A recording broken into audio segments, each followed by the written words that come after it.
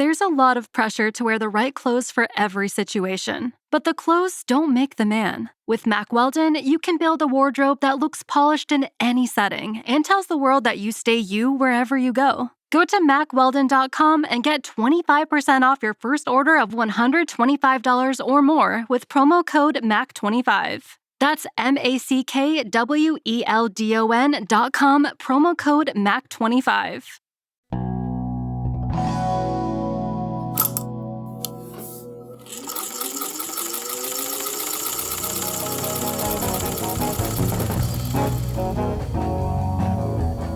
Welcome back to Used to Sew, a podcast about sewing machines, sewing history, and sewing culture in the past and present.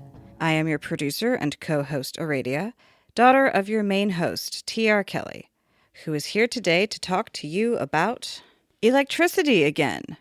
Last week, we told the story of rural electrification in Broad.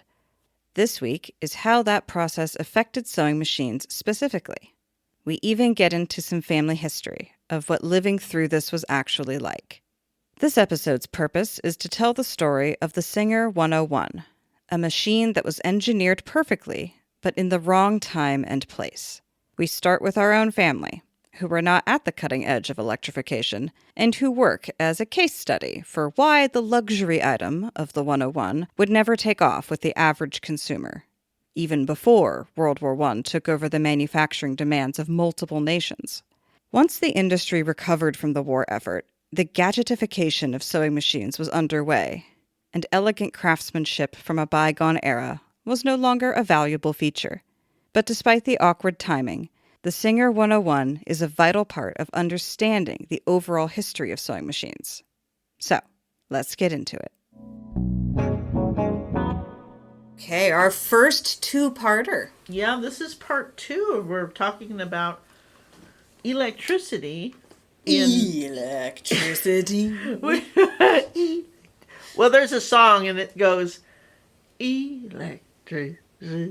We'll get to that. Anyway, we're talking about the 1930s, the Rural Electrification Administration under the Roosevelt administration, the Depression, blah, meow, etc. I just want to put in here a little bit of family history as it relates to this whole story. My mom was born in 1938 in Council Bluffs, Iowa, and many of her early memories are her mom sewing clothes on their Singer sewing machine, and it was a treadle. It was not electric. My mom has 5 siblings, which actually has 7, but there's 5 in that first husband group. You know how old families were. One husband died, okay, we get another one, we get more siblings. 5 siblings in that first group that are all very close in age. So Grandma's sewing a lot of clothes on her old Singer sewing machine. There were floods, there was a death, there was a lot of moving. Her life radically changed in the late 40s. I don't know what happened to her sewing after that, but my mom clearly remembers clothing literally made of the flour sacks. We've heard of this during the Depression. Yeah. Flour millers made pretty fabric for their flour sacks. Now, flour fabric has to be densely woven to keep the flour in anyway. Of course, yeah. And then to go ahead and print really nice things on it. It was a very dignified way of getting fabric to their fellow farmers, right? Because all the farm people are in this together. So my mom remembers that. Her mom making clothing out of flour sacks on a treadle sewing machine in the early 1940s. So this is like, okay, so my grandma, by the time I met my grandma, I was 10, and she had moved too much. There was no sewing machine in her house. But her sister, my great aunt, I actually have a picture of my great aunt Ollie tending her wood stove. Behind her is a treadle Singer sewing machine, and on top of it are 3 guitar cases. Wow.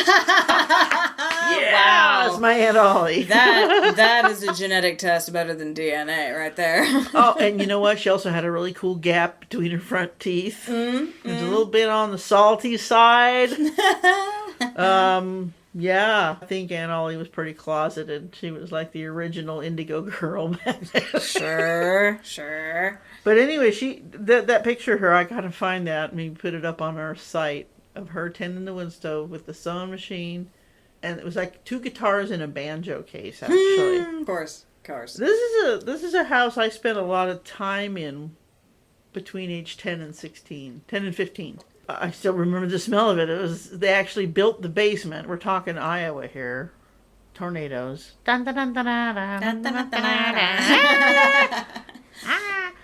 They built the basement out of cement blocks, and it's all tucked in to the dirt on the side of a bluff. If you've ever been to Council Bluffs, Iowa, it's very vertical.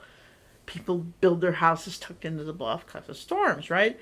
Then something financial happened and they couldn't finish the house. So they just lived in the basement, which is this tucked in underground thing. But here's this sewing machine in the room with the wood stove and the guitars. And I spent a little time in that room. And the smell of that wood stove and cement walls. And Aunt Ollie wasn't sewing at this time. So the machine did not have a belt. She was basically just using it to hold her guitars and banjos and things. So I would sit there by the wood stove and da-ting, da-ting, da-ting, da-ting. On that sewing machine, I would make that wheel go around. This machine had never been electrified. Wow, yeah. My grandma's machine that my mom's clothes were sewn on also was never electrified. But I'm going to read a piece of stuff here. This is from the Sincere. This is from the most famous sewing machine book that you can't find nowadays. The Sincere Sewing Machine Service Manual. Published in 1970. Very small print. I mean, small publishing house. Like, not many of these books out there. If you find one, they're worth a lot of money on eBay. Anyway, I happen to have a clandestine PDF that came from Norway, circumventing meow. Anyway, Chapter 8. Now, this book was published in 1970. I want to also insert that here at Used to Sew, we are referring to cultural things from ages past, and their terminology was often very gendered, and I'm going to respect that when I'm reading from past sources. Chapter 8, Electrical Equipment. Most sewing machines sold in the United States during the past 20 years, published in 1970, so he's saying since 1950. Most sewing machines sold in the United States during the past 20 years have been electrified. With the advance of the REA, remember we talked about the REA in part 1, Rural Electrification Administration, blah, blah, blah, blah. With the advance of the REA into the farmlands of America, many housewives are able to enjoy electricity for the first time. The treadle sewing machine was either traded in for an electric or electrified. Okay, so what does that mean? The first electric sewing machine was marketed in the early 1920s. Manufacturers simply added a motor to an existing treadle head. In the late 1920s, they improved the machines by adding a smaller balance wheel. So basically, we're talking about they're leading up to the 101. This is a self-published book. They're kind of sloppy here. But basically, in 1920, the Singer Company marketed the first sewing machine totally designed for electric operation. The Singer 101 featured a built-in motor and a top rotary hook. The underside of the machine was completely enclosed. Okay, whoa. This is a lot of new stuff on a sewing machine. It's designed for electricity. We're not just slapping on an aftermarket motor where the treadle used to be. Now, you've all seen these. There's a motor and there's a belt that connects to the sewing machine. This is like, okay, there's a belt, there's a motor, there's a hand wheel. Sure, yeah. In the old days, that belt went down to the big treadle wheel that you were pushing with your feet. Right. It's a pretty easy transition, right, basically. So you just, add a motor, now poof, you got an electric machine. No, you've got an electrified machine. That's different. Designed for electricity is all different. Now, the Singer Model 101 was the first machine designed only for electricity. I'm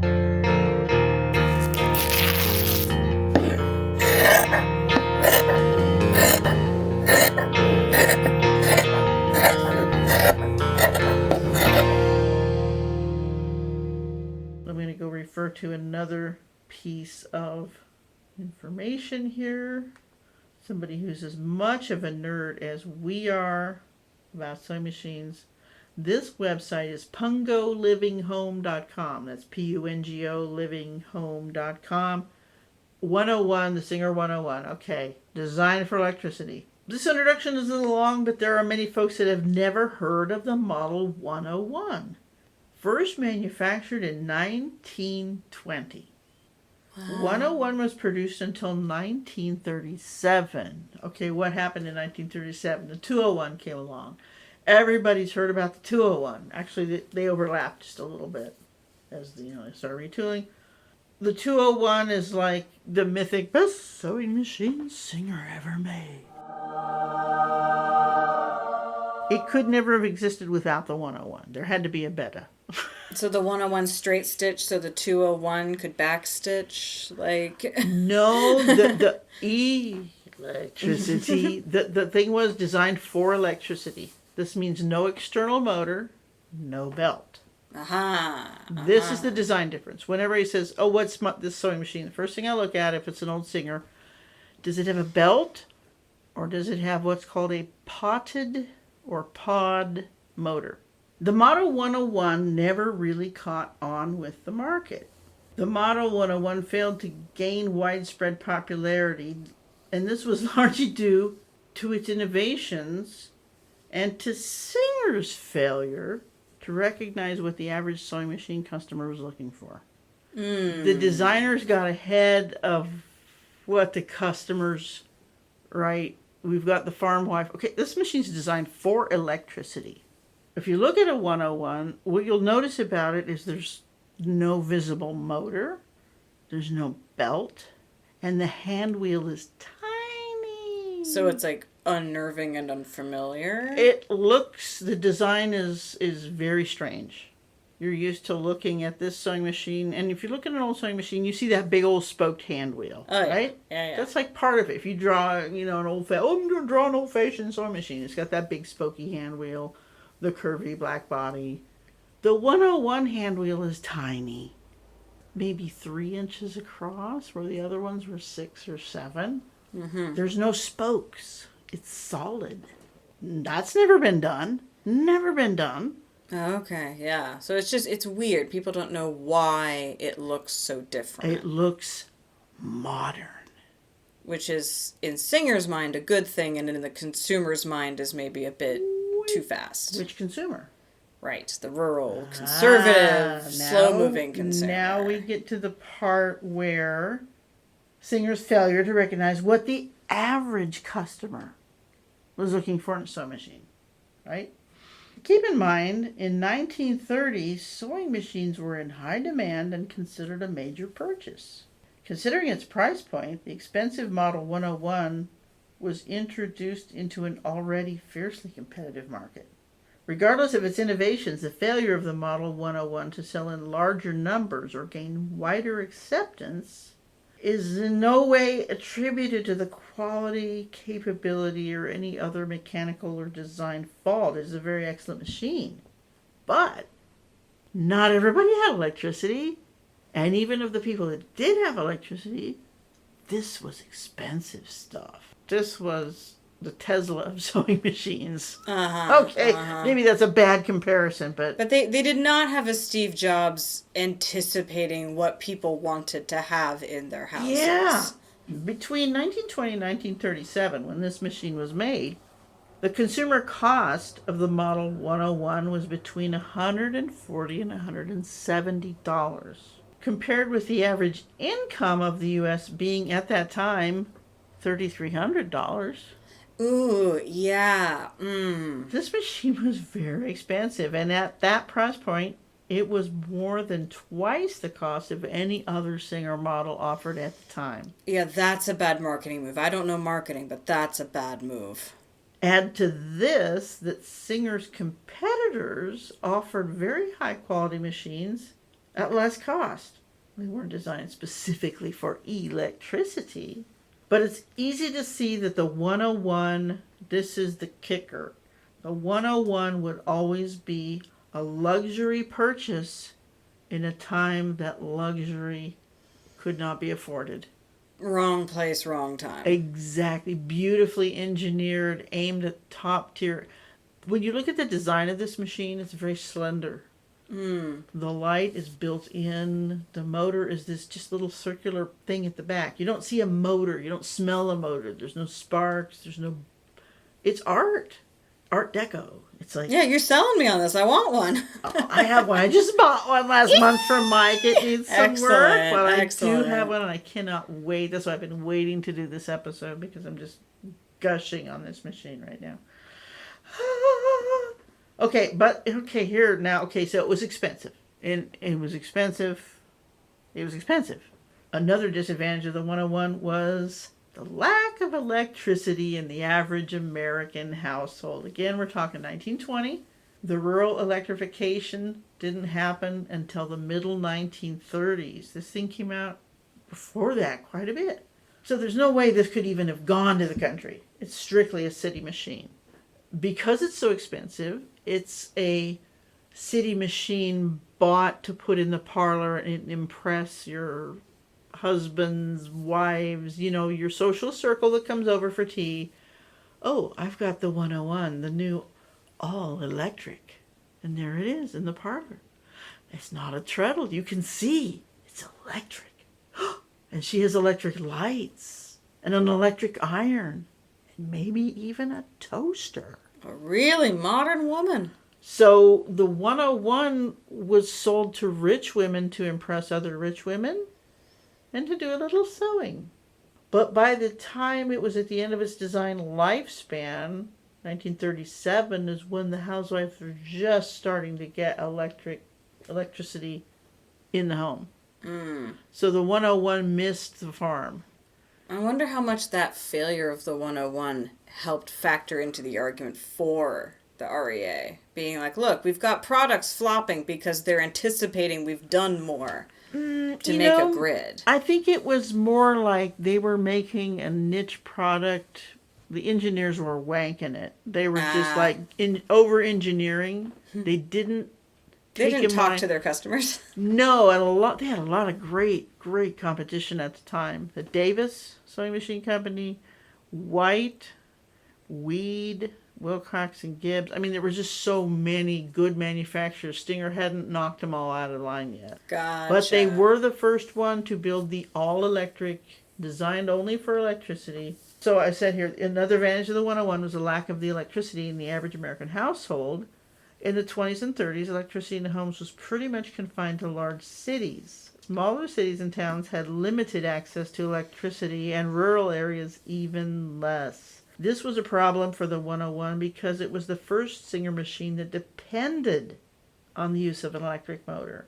While other machines could operate with a treadle belt or a hand crank and could be retrofitted with an external electric motor later, the Model 101 could not. It could only run with its electric motor. This further limited the number of people who could use the machine, even if they could afford it. Right? So Right. Definitely, like you said, a wrong place, wrong time. In the case also, to the end of the 101 here, but now that we all want one, there were only 250,000 made.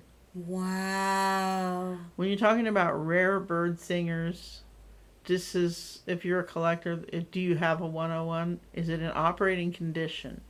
Because it was the first electric machine, it's got a very experimental motor. It's the first thing to fail. Yeah.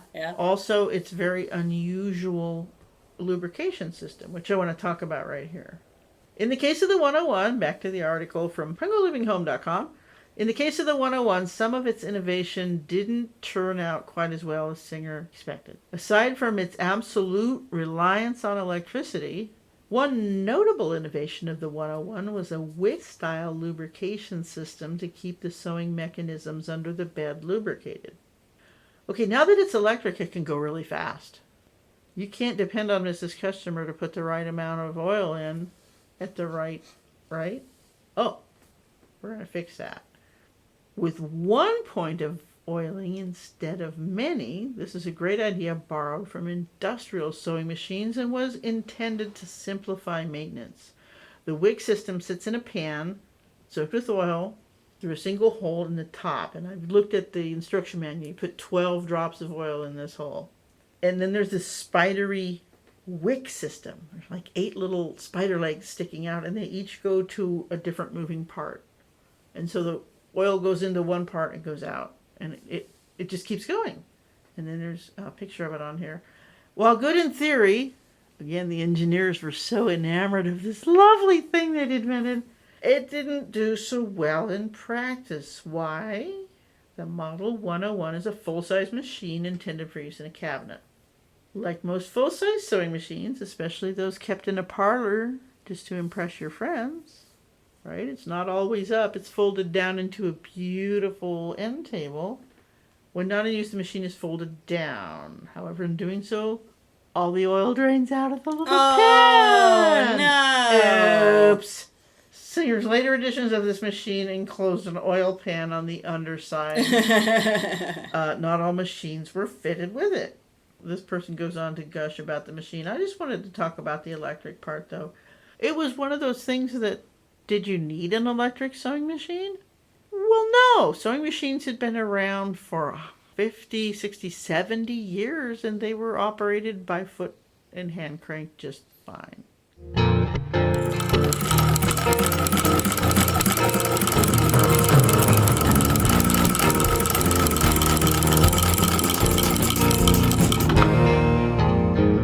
However, we get into the gadgetification of American, okay, we get the Industrial Revolution, we're cranking out products, we need people to buy the product. What else can we buy? We need a new feature. Okay, we've got lights, we've got the iron, we've got the radio, let's power up the sewing machine. So way before the Singer 101 came along, people were just hooking up little auxiliary motors to anything on the farm. Mixers, Yeah, I was thinking fans, all these things. Hey, let's put one on the sewing machine. So mounting a little motor in the cabinet and shortening that belt to go to the motor instead of, oh my gosh. And then we have a little rheostat controller, which if you're not into electricity, it's a little really simple device that just allows 0 to 6 settings on your speed, and you step on it or you push it with your knee and electricity goes in your machine. This is really old school. If you still got this, please unplug that when it's not being used. I have seen personally 3 house fires caused by that sort of sewing machine. Eek! So just unplug it. Put it in a power strip. Now we're going back to the Singer Sincere Sewing Manual from 1970. The 101 was invented 1920 to 1937. Then war smells started drifting over war stuff. War. Singer retooled for war after World War II. Before the sewing machine factories had retooled for wartime production. So there was a shortage of sewing machines. All the sewing machines were converted to making war stuff during the war. Sure. In England and the U.S. The machines for making machines could be retooled. Yes. So now the war is over, but we haven't get sewing machines going again. Sewing machines were a rare commodity. The housewife would pay any price for a sewing machine. Skilled repairmen bought old treadle machines, pre-electric, right? They're still in their old treadle stands. Repairmen bought old treadle machines, dismantled them, replaced or rebuilt old worn parts, bake painted the head. So all the decals are gone. You Singer fans will recognize the term Godzilla or wrinkle finish. White sewing machine, also White Company, also did this. A lot of companies did this crinkle finish, this bake finish. Late 1940s machines, all ought to have this. And black, green, brown, usually though. Sometimes a rusty color. So they bake painted the head, added a motor and a light. Ooh, I do like a good light. And a control with either a cabinet, so they put it back in your cabinet with a knee lever, or a portable case with a foot control. Now this machine's worth $150 and up. This is expensive, but there's a sewing machine. Thus, the conversion was born. Now, conversions are kind of rare to find nowadays, but when I first was doing sewing machines, a lot of them are getting traded in. Really? This is a post-war machine. Okay. Before things got retooled. And that terrible crinkle finish And Singer would license that the machine was rebuilt by them, and they had a special decal that replaced the old decal. Now, I've got one of these machines. Oh, really? It's a Model 66, and it used to be a Lotus decal. And the reason I can tell is because the way the faceplate is imprinted. It's got the Lotus, not the scroll, not the ivy. It's got the Lotus faceplate and the Lotus back cover. But it's been Godzilla cup. It's got Godzilla paint on it. And there's a few places where the Godzilla has worn off and you can see the original finish underneath. Wow. What I don't understand is how they changed the serial numbers. Because the serial numbers have been restamped somehow for the later 1940s, early 50s. Huh. So more research is needed. Plus, the other thing you can tell about the machine, it still has a spoked hand wheel. A spoked hand wheel shows that it was a treadle or a hand crank. Even the 101 with its integrated hand wheel and no belt, machines with solid hand wheels, but they still had a belt, were still seen as more modern. Uh-huh. Okay, so a solid heavy hand wheel, oh yeah, you can use either or, but that heavy spoked hand wheel is really the best for treadling. Even now, if you want to convert a machine to treadle, you get the hand crank, or, you get that big wheel. Yeah, bigger wheel than it came with. Right. So the conversion happened until the late 1940s, and this is where we'll pick up a story at some point, with imported machines, with when Singer lost dominance. And this is when the imported European and Japanese machines, because of the way we rebuilt the Marshall Plan in Europe and rebuilding Japan, how they both got into sewing machines, and Singer did not innovate along with their competition. But let it be remembered that Singer brought us the first all-electric sewing machine. It took a while for other people to start building machines with motors integrated inside, which is what it is, no belt. The motor's in there, it's got gears, it's attached to the main drivetrain. There's no way you can run this on a treadle stand. People say, oh, can I run this machine on a treadle stand? Well, does it have an external hand wheel? Can you see a belt? Is the motor on the outside? Yes, you can. You might want to add some weight to that hand wheel. Right. Especially because I think I've talked about it in the vibrator, oscillator, full rotary episode. The more stuff you've got moving inside that machine, the more friction there is in how much effort it takes to move it. So if you want to do a full zigzag machine on a treadle, you better add a bunch of weight to the hand wheel. Otherwise, you're going to get quads of steel. Right, right.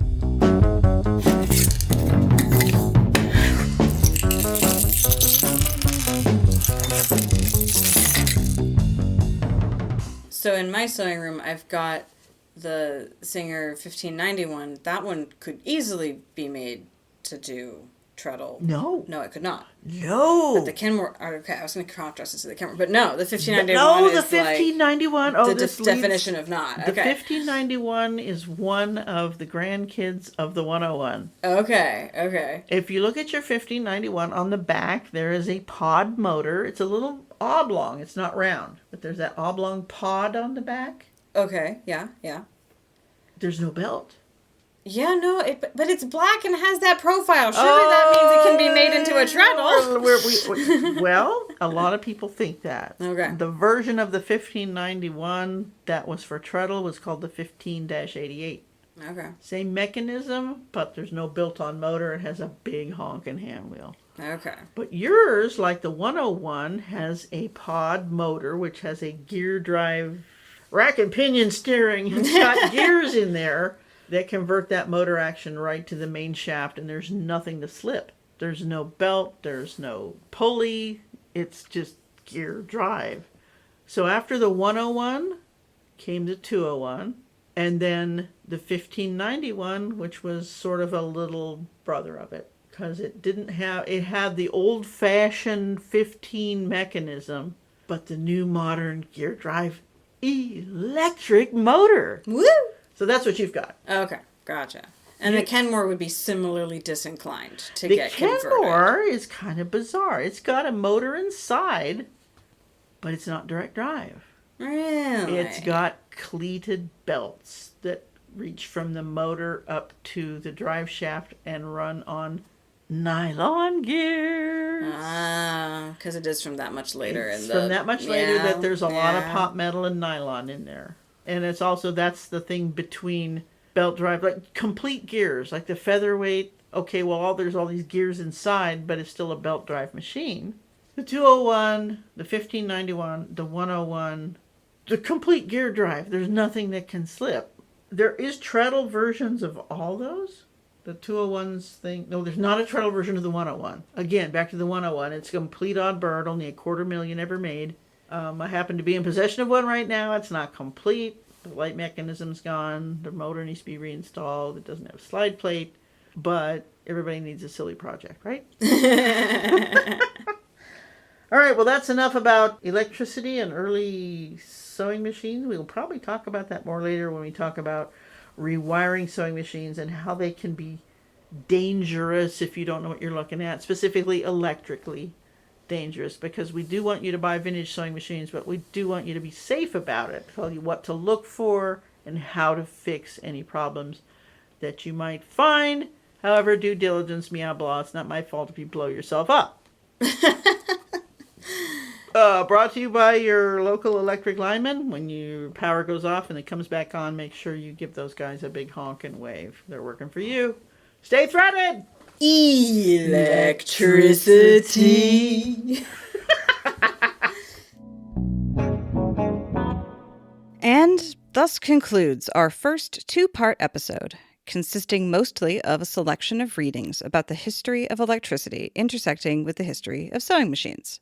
We covered what average versus wealthy customers wanted in the early days of electric machines, how Singer missed the window of opportunity with the 101, the birth of the conversion machines, and teased a few future episode ideas that I did write down in my podcasting notebook during editing.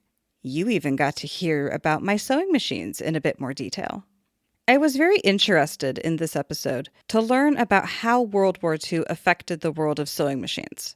It's a topic we've touched on before and will certainly return to again in the future, but I always find it interesting. The way that pre-electric machines were able to fill the gap in a way that the overly modern machines could not feels like an example of irony, but if you think about how planned obsolescence has happened, it feels a little more predictable. We actually have an episode in the pipeline that will delve into this sort of realm of topics in a bit more detail. That's coming out in a few more weeks, so stay tuned for that. As a reminder, we are unofficially sponsored by Stagecoach Road Vintage Sewing Machine, who do repairs and restorations. You can follow us and Stagecoach Road Vintage Sewing Machine on Facebook and Instagram, and you can support us by sharing the podcast with your friends, and also with money, at patreon.com/usedtosew. Thank you for listening to us here at Used to Sew. We always welcome your additions, corrections, and feedback in general. Please reach out to us via email at usedtosew@gmail.com. Used to Sew is a production of Fox and Raven Media. For more podcasts from Fox and Raven Media, visit our website at foxandravenmedia.com.